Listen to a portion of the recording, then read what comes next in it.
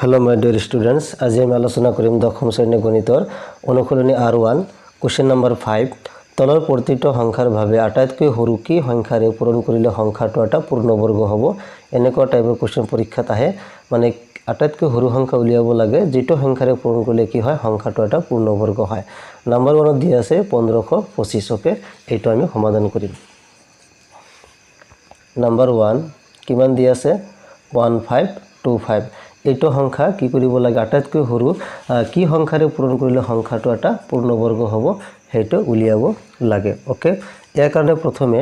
আমি 1525 এটো আমি মৌলিক উৎপাদক বিশ্লেষণ কৰিম ওকে প্ৰথমে আমি 2 দি ডিভাইড কৰিম 2 দি যদি ভাগ না যায় তেনেহলে আমি 3 দি ভাগ কৰিব লাগিব 3 দি নগলে 5 দি কৰিব লাগিব মৌলিক সংখ্যা দি আমি কি কৰিব লাগিব ডিভাইড কৰিব লাগিব 2 3 5 7 11 এনেকুৱা সংখ্যাৰে আমি কি কৰিব লাগিব হৰণ কৰিব লাগিব 4 দি হৰণ কৰিব পৰা না যায় কাৰণ 4 টো মৌলিক সংখ্যা নহয় সেই কাৰণে আমি মৌলিক উৎপাদক বিশ্লেষণ পদ্ধতিত আমি সদায় কি মনত ৰাখিব লাগে যে মৌলিক সংখ্যাৰে কি কৰিব লাগিব হৰণ কৰিব লাগিব ওকে সো এটো 3 দি না যায় 5 দি আমি ডাইৰেক্ট হৰণ কৰিব পাৰো সো 5 3 গুণ কিমান 15 ওকে 5 3 গুণ 15 এটো ডাইৰেক্ট মিলি গৈছে সেই কাৰণে এটা 0 বহাব লাগিব 5 25 কিমান বাৰ যায় 5 বাৰ যায় ওকে এইখিনি নিশ্চয় তোমালোকে বুজি পালা আকৌ এটো 5 দি যদি আমি আকৌ ডিভাইড কৰো 5 6 গুণ কিমান 30 5 1 গুণ 5 ওকে নিশ্চয় বুজি পালা তেনেহলে আমি 1525ক therefore 1525ক আমি কেনেকৈ লিখিম এই কেইটা পূৰণফল হিচাপে লিখিম 5 into 5 into 61 ওকে বুজি পালা এইটো আমি এনেকৈ লিখিম এতিয়া 5 into 5 তাৰ মানে কি লিখিব পাৰো 5 স্কয়াৰ আৰু 61 কাৰণ 61 এটাই আছে সেই কাৰণে 61 এনেকৈ লিখিব লাগিব এতিয়া প্ৰশ্নত সুধিছে আটাইতকৈ সৰু কি সংখ্যাৰে পূৰণ কৰিলে সংখ্যাটো এটা পূৰ্ণবৰ্গ হ'ব তাৰ মানে স্কয়াৰ হ'ব সো ইয়াতে 5 স্কয়াৰ আছে গতিকে এটো পূৰ্ণবৰ্গ আছে হিচাপত আছে কিন্তু 61 ইয়াতে অকলহৰীয়াকৈ আছে সিঙ্গল হিচাপত আছে গতিকে এটো বৰ্গত নাই গতিকে ইয়াক বৰ্গ কৰিবলৈ হলে 61ক যদি আমি বৰ্গ কৰিব বিচাৰো তেনেহলে কি কৰিব লাগে এক্সট্ৰা কৰি আৰু নিজে আমি 61 ৰে পূৰণ কৰিব লাগিব ওকে 61 এটা দিয়া আছে আৰু এটা 61 আমি বাহিৰৰ পৰা কি কৰিব লাগে এক্সট্ৰা কৈ কি কৰিব লাগিব পূৰণ কৰিব লাগিব ওকে হেটো আমি তলৰ লাইনত লিখি দি আছো 5 স্কয়াৰ into 61 into 61 ওকে কাৰণ ইয়াক বৰ্গ কৰিবলৈ হলে আমাক কি লাগিব আৰু এটা 61 লাগিব okay so 5 square into 61 square এবাৰ সোয়া 61 কিন্তু কি হৈ গল স্কয়াৰ হৈ গল ওকে 61 কি হৈ গল স্কয়াৰ হৈ গল এতিয়া বাহিৰৰ পৰা বা এক্সট্ৰা কৈ আমি কি সংখ্যাৰে আমি পূৰণ কৰিলো 61 ৰে পূৰণ কৰিলো 61 ৰে পূৰণ কৰাৰ লগে লগে কি হৈ গল এটো বৰ্গ হৈ গল অৰ্থাৎ পূৰ্ণবৰ্গ হৈ গল নিশ্চয় তোমালোকে বুজি পালা গতিকে সংখ্যাটো পূৰ্ণবৰ্গ হ'বলৈ আটাইতকৈ সৰু সংখ্যা কিহেৰে পূৰণ কৰিব লাগিব 61 ৰে পূৰণ কৰিব লাগিব ওকে এইটো জাস্ট তোমালোকে এতিয়া লিখি দিলে হল গতিকে সংখ্যাটো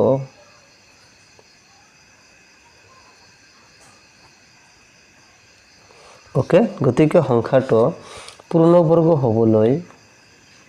এটো প্ৰশ্ন দিয়ে থাকিব তাৰে পৰা তোমালোকে লিখি লব পাৰা সংখ্যাটো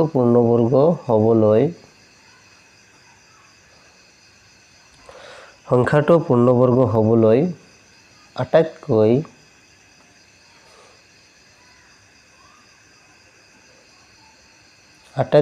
সৰু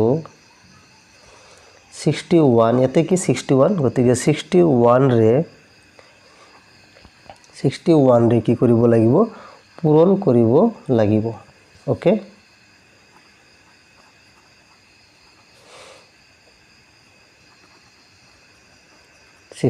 ৰে পূৰণ কৰিব লাগিব গতিকে আমাৰ এনসাৰটো কি হ'ব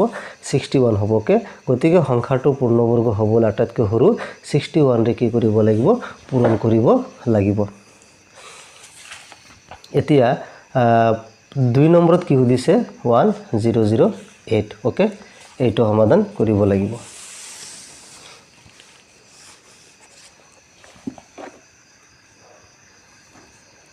1008 ওকে এইটো আমি সমাধান কৰিম আগৰ নিচিনাকৈ এইটো আমি কি কৰিম মৌলিক উৎপাদক বিশ্লেষণ কৰিব লাগিব ওকে সো মৌলিক উৎপাদক বিশ্লেষণ কৰিবলৈ হলে প্ৰথমে 2 দি চেক কৰিম এটো জোড় সংখ্যা লাষ্টত যুগ্ম সংখ্যা আছে সেই কাৰণে 2 দি ডিভাইড যাব সো 2 5 গুণ কিমান 10 ইয়াতে 0 আছে 0 টো বহাই দিলো 2 4 গুণ কিমান 8 ওকে আকৌ 2 দি ডিভাইড কৰিব পাৰো 2 2 গুণ 4 ইয়াতে 5 আছে 1 বাকি থাকিল 1 আৰু ইয়াতে কিমান 0 10 হৈ গল 2 5 গুণ 10 2 2 গুণ কিমান 4 ওকে এইটো বুজি পালা তাৰ পিছত আকৌ আমি 2 দি ভাগ কৰিব পাৰো কাৰণ এটো যুগ্ম সংখ্যা হয় 2 1 গুণ 2 2 2 গুণ 4 ইয়াতে কিমান আছে 5 1 থাকিল 1 আৰু 2 এতে 12 হৈ গল 2 6 গুণ 12 ওকে আকৌ 2 দি ভাগ কৰিব পাৰো 2 6 গুণ 12 2 3 গুণ 6 ওকে আকৌ 63 ক আমি 3 দি ডিভাইড কৰিব পাৰো 2 দি ভাগ না যায় সেই কাৰণে 3 দি ভাগ কৰিব লাগিব 3 21 3 2 গুণ 6 3 1 গুণ 3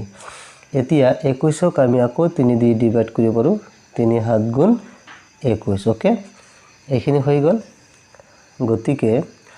1008 ক আমি এই মৌলিক উৎপাদকৰ পূৰণফল হিচাপে লিখিম 2 পূৰণ 2 পূৰণ 2 পূৰণ 2 1 2 3 4 টা পূৰণ 3 পূৰণ 3 7 ওকে এইখিনি হৈ গল এতিয়া বৰ্গ হিচাপে লিখিম 2 আৰু 2 বৰ্গ কৰিম 2 স্কয়াৰ ইনটু 3 স্কয়াৰ ইনটু 7 এতিয়া তোমালোকে মন কৰিব লাগিব ইয়াতো বৰ্গ আছে ইয়াতো বৰ্গ আছে ইয়াতো বৰ্গ আছে কিন্তু 7 ত বৰ্গ নাই গতিকে এই সংখ্যাটো পূৰ্ণবৰ্গ হ'বলে হলে ইয়াতো কি থাকিব লাগিব বৰ্গ থাকিব লাগিব কাৰণ পূৰ্ণবৰ্গ হ'বলে হলে সকলো বিলাকৰ ঘাত 2 থাকিব লাগিব এইটো আমি জানো গতিকে ইয়াক যদি বৰ্গ কৰিব লাগে তেনেহলে কি কৰিম আমি আৰু এটা 7 পূৰণ কৰিব লাগিব ওকে 7 আৰু এটা 7 যদি আমি এক্সট্ৰা কৈ পূৰণ কৰি দিও তেনেহলে কি হ'ব ইয়াৰো বৰ্গ হৈ যাব আৰু তেতিয়া এই সংখ্যাটো পূৰ্ণবৰ্গ সংখ্যা হৈ যাব ওকে নিশ্চয় তোমালোকে বুজি পালা সো এটো আৰু এটা লাইন এনেকৈ লিখি দিব পাৰা 2 square into 3 square into 7 into 7 okay 7 টো আমি পূৰণ কৰি ডাইৰেক্ট ইয়াতে তোমালোকে 7 স্কয়াৰ দিব পাৰা এনেকৈ লিখিলে হ'ব মই আৰু এটা লাইন লিখি দিলো যাতে তোমালোকৰ কনসেপ্টটো একেবাৰে ক্লিয়াৰ হৈ যায় okay 3 square into 7 into 7 7 square তেনেহলে সোয়া এই গোটেই কিটাতে কি আছে বৰ্গ আছে তা মানে এটা এটা পূৰ্ণবৰ্গ সংখ্যা তেনেহলে কি সংখ্যাৰে পূৰণ কৰিলো 7 ওকে গতিকে আমি আগৰ নিচিনাকৈ এটো তোমালোকে লিখি লবা মই এটা লিখি দিছো গতিকে কেনেকৈ লিখিবা সংখ্যাটো পূৰ্ণবৰ্গ হ'বলৈ আটাইতকৈ সৰু 7 ৰে পূৰণ কৰিব লাগিব ইয়াতে যেনেকৈ 61 ৰে পূৰণ কৰিছো ইয়াতে ঠিক তেনেকৈ আমি কিহেৰে পূৰণ কৰিব 7 ৰে পূৰণ কৰিব লাগিব সংখ্যাটো পূৰ্ণবৰ্গ হ'বলৈ আটাইতকৈ সৰু 7 ৰে পূৰণ কৰিব লাগিব জাস্ট এইটো বাক্য তোমালোকে লিখি লবা যেহেতু মই প্ৰথম অংকটোত মই লিখি দিছো এনেকৈ বাকি বিলাকত সেম হ'ব জাস্ট এই সংখ্যাটো চেঞ্জ হ'ব যেটো সংখ্যাৰে পূৰণ কৰিম সেই সংখ্যাটোৱে চেঞ্জ হ'ব ওকে এইটো নিশ্চয় বুজি পালা এতিয়া